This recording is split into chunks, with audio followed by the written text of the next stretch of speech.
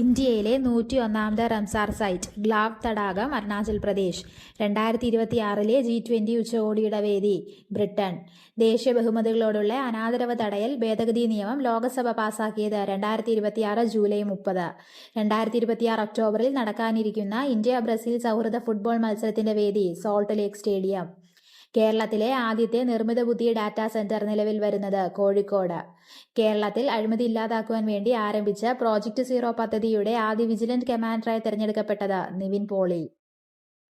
ഇന്ത്യയിലെ 101ാമത് Ramsar site ഗ്ലാവ് തടാകം Arunachal Pradesh. 2026 G20 ഉച്ചകോടിയുടെ വേദി ബ്രിട്ടൻ.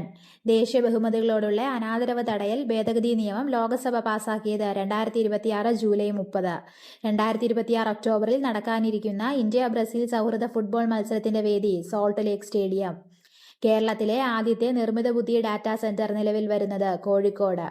കേരളത്തിൽ അഴിമതി ഇല്ലാതാക്കുവാൻ വേണ്ടി ആരംഭിച്ച പ്രോജക്ട് സീറോ പദ്ധതിയുടെ ആദ്യ വിജിലന്റ് കമാൻഡറായി തെരഞ്ഞെടുക്കപ്പെട്ടത് നിവിൻ പോളി.